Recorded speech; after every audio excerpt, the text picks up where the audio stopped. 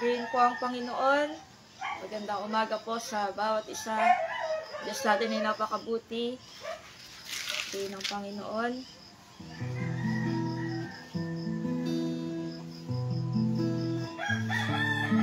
Okay, sasambahin natin ang Panginoon ngayong umagang ito sapagkat ang Diyos ang ating kanlungan, siya ang ating pag-asa. At ang Diyos yung palaging tumutulong sa bawat isa po sa atin. Amen po. Hallelujah. Praise God. Ito'y mawit sa Panginoon at patuloy nating bigyan ng karangalan ng Diyos sa bagong buhay na ipinigay po sa bawat isa sa atin. Hallelujah. Praise you, Jesus. Salamat po, Panginoon. Ikaw ang aking kanlungan at kapayapaan.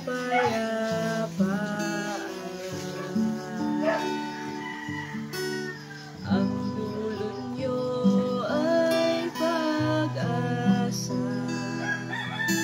Tugon ko'y pagsamba. Pasanin naglalaho sa ating pagtatakbo. Ang buong puso at buhay sa inyo iaalay. Diyos, kayo ay karapat-dapat, pag-alayan ng pagsamba, pagmamahal at pagdakilay, alay sa'yo aking Ama. Diyos, kayo ay karapat-dapat, pag-alayan ng pagsamba, tanging hangarin ang kayo ay sambahin. Diyos, kayo ay karapat-dapat, pag-alayan ng pagsamba, pagmamahal at pagdakilay, alay sa'yo aking Ama.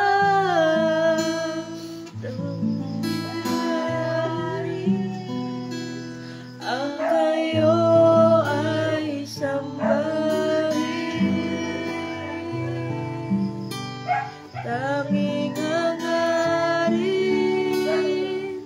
ang kayo ay sambahin. Hallelujah. Salamat sa Panginoon. Praise God. Salamat po, napakabuti niyo po sa amin. Salamat po sa lahat ng bagay, Panginoon, na pinaparanas niyo po sa amin. Salamat po sa inyong kabutihan. Hayaan po ninyo na ngayong umaga, Panginoon, ay makita namin ang kalooban po ninyo, na magiging gabay po namin sa aming araw-araw na pamumuhay. Tulungan po kami ng banal na Espiritu na palaging umasa sa magagawa po ninyo, Panginoon. Kaya maraming salamat po at pagpalain niyo po kami lahat, maging yung mga nanonood po sa live devotion na ito, hayaan niyo palakasin po sila ng inyong kapangyarihan. Salamat po, Panginoon, sa pangalan ng Panginoong Jesus. Amen. Amen. Salamat po sa Panginoon. Huli ay magandang umaga po sa bawat isa. Pag-aaralan po natin ay sa aklat po ng Pilipos, chapter 4.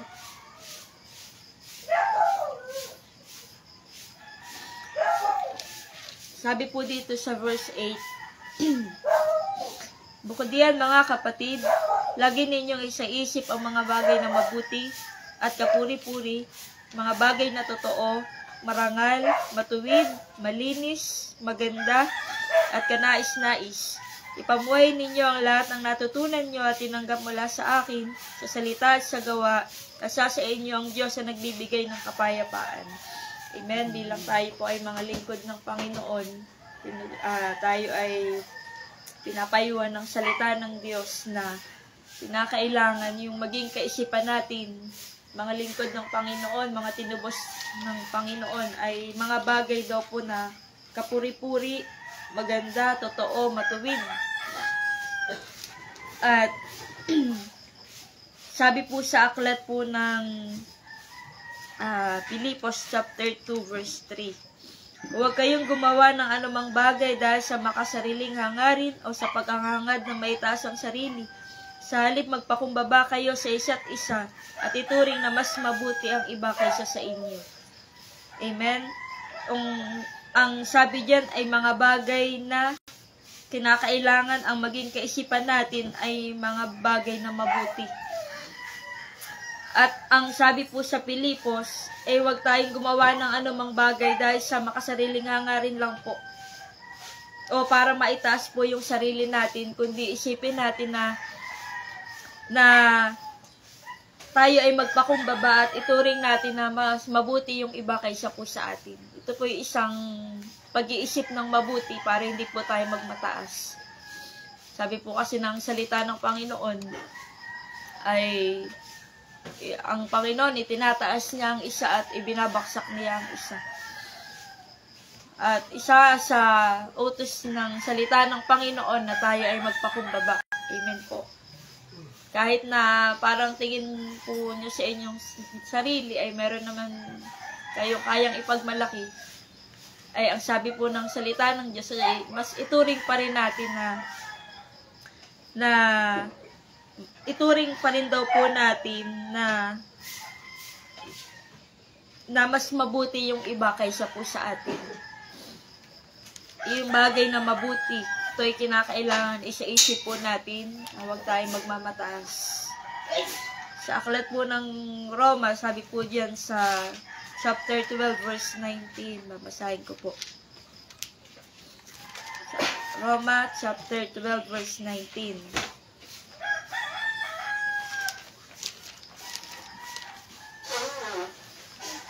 Ang sabi po dito, at dahil may 19,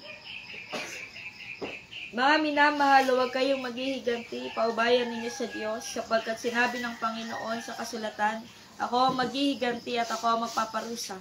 Kaya kung nagugutom ang iyong kaaway, pakainin mo, kung siya'y nauuhaw, painumin mo, dahil kapag ginawa mo ang mga ito, mapapahiya siya sa kanyang sarili. Huwag kayong patatalo sa masama, kundi talunin ninyo ang masama sa pamamagitan ng paggawa ng mabuti. Amen po ba? Kaya sabi po diyan, yung bilin ni Apostol Pablo ay ang maging kaisipan natin ay mga bagay na mabuti at mga bagay na kapuri-puri. Kaya sabi po diyan sa Roma chapter 12 verse 19, huwag tayong magiganti at ipaubayan natin sa Panginoon yung lahat ng bagay na kung may mga hinaharap man po tayong mga pagsubok ngayon, ay ipaubayan natin po sa Panginoon. At ang sabi nga po diyan sa Pilipos chapter 4, di ba po? Ay tayo ay magpakatatag sa Panginoon. magpakatatag tayo na huwag tayong matakot dahil tutulungan po tayo ng Panginoon. Tutulungan tayo ng Panginoon. Sabi po yun sa aklat po ng Awit, chapter 115. Babasahin ko po. Awit 115, verse 9 hanggang verse 10. Kayong mga mamamayan ng Israel at kayong mga angkan ni Aaron, magtiwala kayo sa Panginoon, siya ang tutulong at mag-iingat sa inyo. Kaya pangawakan din po natin iyon dahil tayo ay mahal ng Panginoon at naniniwala po ako na tutulungan tayo ng Diyos sa anumang mga kinakaharap po natin sa buhay. Kaya, ang sabi diyan, ang isipin natin ay yung mga bagay na matuwid at kapuri-puri. Yun yung isipin natin. Kaya kung tayo man, mga kapatid, ay may mga samaan ng loob sa ating kapwa kapatid sa Panginoon, mas maganda tayo ay makipagkasundo. Huwag nating patagalin yung inis, yung galit, sapagkat tayo ay mga lingkod ng Panginoon at tayo ay magkakapatid. Amen, sa Panginoon. Kaya kinakailangan, huwag nating papatagalin yung bagay na hindi naman nakalooban ng Panginoon. Kaya yung mga bagay na mabuti, kapuri-puri, isa ito sa pagpapakita na naniniwala tayo doon sa salita po ng Panginoon. Na, kaya nga sabi ni Pablo po dito sa verse 2, kay Judea at Syntyche, bilang kayo ay magkapatid sa Panginoon, ay magkasundo kayo. Lagi nating iisipin at sasaalang-alang yung kalooban ng Panginoon. Amen po sa ating mga buhay. Kasi ang relasyon ito ay napakahalaga po sa harapan ng Panginoon. Kaya nga, di ba po, kung maghahandog tayo at mayroon tayong kasamaan ng loob o hindi na pagkakasunduan, ay iwan muna natin yung ating paghahandog. Pumunta tayo din sa ating kapatid na kinasamaan natin ng loob, makipagkasundo tayo at bumalik tayo sa paghahandog. Ganun po, pinapahalagahan ng Panginoon yung relasyon ng bawat isa. Kaya kinakailangan ay, kung gusto natin talagang maniwala na ang salita ng Diyos ay revelation ng Panginoon, tanggapin po natin ito. Mag-isip daw tayo ng mga bagay na mabuti, kapuri-puri. Amen? Kaya tingnan nyo po, kapag ginagawan ka ng masama, di ba? Ang sabi ng salita ng Diyos ay, gantihan mo ng mabuti. Kaya pag ginawa ka ng masama at puro mabubuti pa rin ang ipinapakita mo, yung taong ginagawan ka ng masama, mag-iisip yun. At makikita nun ang kabutihan na nanggagaling sa Panginoon. At dahil doon sa liwanag na yon na nakikita nila, yun yung magiging dahilan para maniwala sila sa Panginoon. Kaya nga sabi tayo ay mga tayo ay mga ilaw. Amen? Kinakailangan yung ilaw ay nagliliwanag at hindi ito tinatakpan. Kaya kinakailangan ipakita natin yung ating mabubuting gawa sa lahat ng mga tao. Lalo na po sa mga kapatid natin sa Panginoon. Kaya kung tayo man po na naririto, yung mga nakikinig sa live, kung meron man po tayong naiisip na tao na kinakasamaan natin ng loob, kapatid, kung tayo ay makipagkasundo po sa kanila, dahil yun ang kalooban ng Panginoon. Amen. Tayo ay magmahalan tayo, magtulungan tayo. Dahil iyon yung bagay na gusto ng Panginoon, na hindi lang tayo sa galing, sa talento, makikilala, kundi dun sa pagiging mabuting lingkod ng Diyos at mapagpakumbabang lingkod ng Panginoon. Amen. Purihin po ang Diyos kasi lagi tayong tinutulungan ng Panginoon na maintindihan. Alam niyo, sabi po ng kawikaan, napakahalaga ng pangunawa na galing sa Panginoon. Kasi kung tinan nyo mga kapatid, kung wala kang pangunawa na galing sa Panginoon, napakahirap mong maintindihan yung isang sitwasyon na kailangan mong umunawa, kailangan mong magpakumbaba, kailangan mong magpatawad, kailangan mong gumawa ng mabuti doon sa kapatid mo na ginawan ka ng masama, kailangan gumawa ka ng tama pa din kahit na parang idinadown ka na. Ang hirap maunawaan noon kapag wala tayong pangunawa na galing po sa Panginoon. Kasi tayong mga tao, may mga sarili po tayong damdamin, di ba po? Mga emosyon. At kilala natin kung sino tayo at ano yung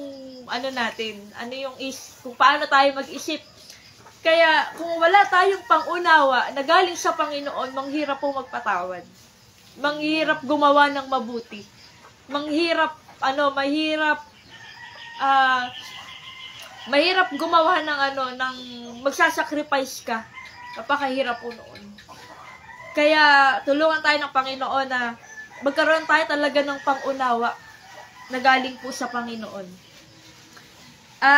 Ang sabi, tingnan po natin, ang dapat daw nating isipin ay ang mga bagay na mabuti. Yun nga po yung kanina, yung mabuti, kinakailangan lagi nating isipin na mas mabuti yung iba kaysa sa atin. Maging mapagpakumbaba tayo. Kasi the more na nagpapakumbaba ka, mas lalo kang itataas ng Panginoon. Kasi ang Diyos ang may kapangyarihang magtaas at magbagsak, mga kapatid. Kaya kung matatakot tayo, mas matakot tayo sa Panginoon. At mga bagay na kapuri-puri, isang bagay po yun na magiging kapuri-puri kapag napararangalan ng Panginoon. Amen po ba? Isang dakilang bagay yun na makagawa ka ng isang bagay na mapararangalan ng Panginoon. Katulad nga po nun, yung di ba po kapag ginawan tayo ng hindi maganda, medyo hindi talaga maganda yung dating sa atin. Pero ang sabi doon pag ginawan ka ng hindi ng masama, gawan mo pa rin ng mabuti, di ba po? Pag sinampal ka, hirap mo pa rin yung kabila. Kasi ang Panginoon, lagi niyang gustong ipakita po sa ating mga lingkod ng Diyos, yung salitang pag-ibig. Hindi kasi natin pwedeng ipagmalaki sa Panginoon kahit napakagaling mong tumugtog sa church, kahit napakalaking mong magbigay ng iyong ikapo, kahit sabihin mong nagtatapat ka talaga sa Panginoon, nagpapagod ka sa paghayo, nagpapagod ka sa paglilinis ng church, nagpapagod ka para puntahan ng mga kapatid mo, di ba po? Para sila ay paalalahanan. Hindi natin pwedeng ipagmalaki sa Panginoon po yun kung wala naman tayong pag-ibig. Yun po, magmamahal lang po talaga, mga kapatid. Pagmamahal, ito yung susi para sa magandang relasyon. Pag-ibig na nanggagaling sa Panginoon. Mga bagay na mabuti, bagay na kapuri-puri, at mga bagay na totoo. Mga bagay na totoo. Tingnan nga po natin yung sa Aklat ng Kawikaan, chapter 4, verse 23. Kawikaan, chapter 4, verse 23. Higit sa lahat, ingatan mo ang iyong isipan, sapagkat kung ano ang iyong iniisip, yun din ang magiging buhay mo. Huwag kang magsalita ng kasinungalingan at walang kabuluhan. Ituon mo ang iyong paningin sa mga bagay na mabuti. Pag-isipan mo mabuti ang iyong gagawin upang magtagumpay ka. Mamuhay ka sa katuwiran at layuan mo ang kasamaan. Amen? Yung mga bagay na totoo. Yun yung gusto ng Panginoon. Yung mga bagay na totoo na iniingatan natin yung ating kaisipan sa katotohanan. At ang ingatan daw po natin ang ating isip kung ano ang ating iisipin, dahil yun din daw po yung magiging buhay natin. Kaya mga kapatid, paano po ba tayo mag-isip? Di ba po? Sabi dito, ingatan natin yung isipan po natin. Kasi may mga weakness po tayo. Amen po ba? Amen. May mga bagay na na kinakailangan na talagang ipanalangin, ilingin sa Panginoon na bigyan talaga tayo ng pangunawa na galing sa banal na Espiritu. Napakahalaga po kasi talaga ng pangunawa, mga kapatid. Hindi, pag may pangunawa ka na galing sa Panginoon, hindi ka na maintindihan ng iba, pero nakakagawa ka pa rin ng bagay na, alam niyo, may kapayapaan na masaya ka, na sabihin, para namang baliw yan, para namang kaya ganyan yung mga taong yan, kasi hindi ka lumalaban, hindi mo pinakikitaan ng masama, hindi mo pinakikitaan ng pag lumapit sa'yo, tinutulungan mo pa rin. Yung mga ganong point po, diba? Pero naiintindihan natin na yun ay kalooban ng Panginoon, kaya ginagawa po natin At ang gagawin naman ng Panginoon, bigyan tayo ng kagalakan at ng kapayapaan na minsan hindi maintindihan ng mga tao yung bagay na kalooban ng Panginoon. Kaya nga po napakahalaga na may pangunawa po tayo na galing sa Diyos. Yung ating isipan daw po ay wag tayong magsalita ng kasinungalingan at walang kabuluhan. Amen po, mga kapatid. Yung isip natin, dapat ay ang lagay natin sa isipan natin ay mga bagay na totoo. At wag daw po tayong magsinungaling. Wag tayong magsisinungaling. Iwasan natin ang kasinungalingan at yung mga bagay na walang kabuluhan. Kaya kung tayo magwi-witness at magsasalita, kinakailangan laging totoo. Laging totoo. Kaya tulungan tayo ng Panginoon na kung mayroon tayong sa buhay, kung mayroon tayong ugali, di ba po? May mga ugali tayo, may mga ugali. Kung may ugali tayo na minsan nagsisinungaling tayo, hindi tayo nagiging totoo, hilingin natin sa Panginoon na maalisin po yun sa atin. Kasi ang sabi po ni Pablo, kinakailangan na maging kaisipan natin ay mga bagay na mabuti, maganda, kapuri-puri. Sabi, mga bagay na kalugod-lugod po sa Panginoon. At kung magiging totoo tayo at hindi tayo magsisinungaling, magiging kalugod-lugod po tayo sa Panginoon. Sabi pa po sa 1 Timothy chapter 2. Sahin ulit po natin. 1 Timothy chapter 2 verse 8. 2:8. Sabi po dito, gusto kong sa lahat ng pagtitipon ay manalangin ng mga lalaki ng may malinis na kalooban na sa pagtaas nila ng kamay sa panalangin ay walang galit o pakikipagtalo. Gusto ko rin na maging maayos at marangal ang mga babae sa pananamit nila at iwasan ang labis na pag-aayos ng buhok at pagsusuot ng mga alas na mamahaling damit. Sa halip magpakita sila ng mabuting gawa ng nararapat sa mga babae sumasampalataya sa Diyos.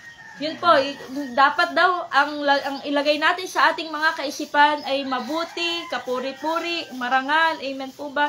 Para sa mga kalalakihan na lingkod ng Panginoon, kinakailangan lagi daw pong malinis ang puso. At para naman sa mga kababaihan na lingkod ng Panginoon ay maging maayos po tayo sa ating pananamit. Amen? Maging maayos tayo sa pananamit natin para po sa Panginoon. Ano man ang gagawin natin, gawin po natin ito para po sa Panginoon. Kasi kung para sa Panginoon yung gagawin mo, magiging madali lang po ito sa iyo eh. Amen? Pero kung ang gagawin mo ay para lamang sa tao, madali kang maiinis. Lalo na kapag may nakita ka na hindi mo nagugustuhan. Pero lagi natin gawin ang mabuti at gawin natin palagi para po sa Panginoon. Amen. Sa Kawikaan, chapter 12, verse 5. Basahin ko po. Kawikaan, chapter 12, verse 5. Ang iniisip ng taong matuwid ay tama, ngunit ang payo ng taong masama ay pandaraya. Ang salita ng taong masama ay nakamamatay, ngunit ang salita ng taong matuwid ay nakapagliligtas. Amen? Mga kapatid, tingnan nyo, ang iniisip daw ng taong matuwid ay tama. Kaya nga sabi ni Pablo, dapat ilagay nyo sa isip nyo yung mga bagay na mabuti, maganda, kapuri-puri, mga nakalulugod sa Panginoon, bagay na matuwid. Kasi tingnan nyo po, ang iniisip daw ng taong matuwid ay tama. So, ibig sabihin, kapag yung taong matuwid ay nagpayo, tama po ang payo niyan. Amen. Amen. Kaya nakailangan, iyon, nasain natin yan, humingi tayo ng pangunawa sa Panginoon, na Lord, bigyan niyo ako ng pangunawa para maging matuwid ang isip ko. Kasi pag ang damdamin natin yung ating susundin, hindi tayo magiging tama. Pero kapag yung damdamin natin ay damdamin ng Panginoon, tsaka lang po yung magiging tama. Amen. Kaya yung kaisipan natin, ingatan daw po talaga natin. Amen. Tingnan natin, paano ba tayo mag-isip? Paano ba natin pag-isipan yung kapatid mo sa Panginoon? Di ba po, may mga bagay na gusto ng Panginoon na makita po sa atin.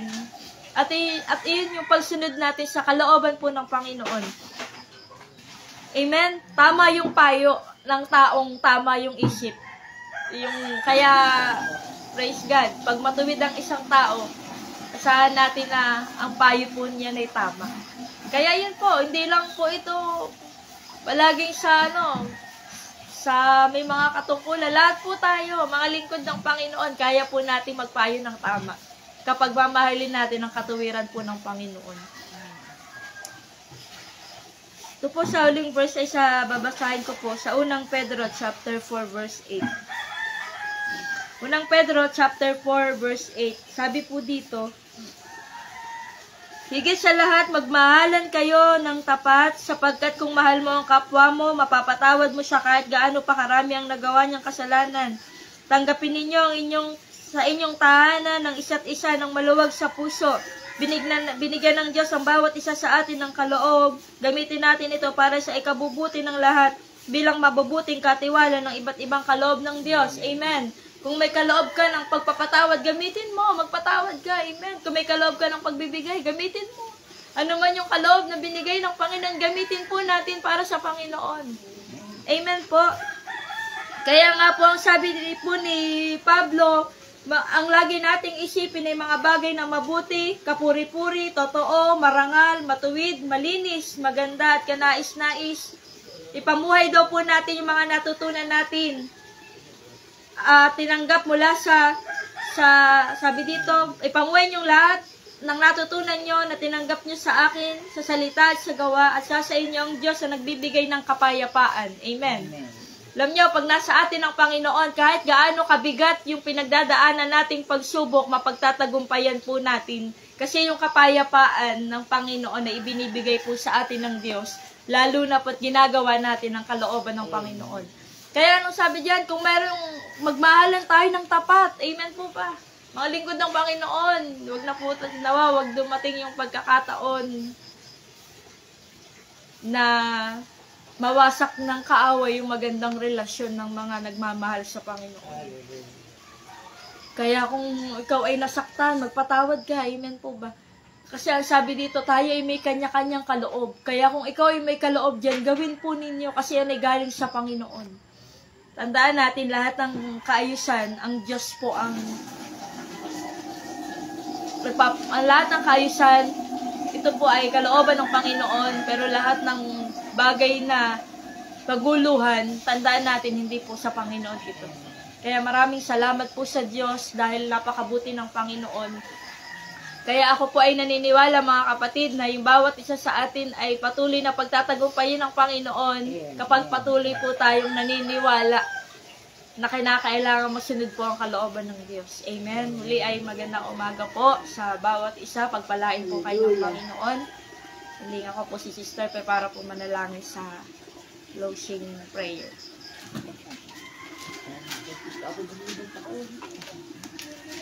Closing prayer. Hallelujah. Hallelujah. Hallelujah. Praise the Lord. Purihin kayo, Panginoon. Hallelujah. Hallelujah. Sa inyo po ang pinakamataas na papuri, pasasalamat at pagdakila sa iisang Diyos na makapangyarihan sa lahat. Hallelujah.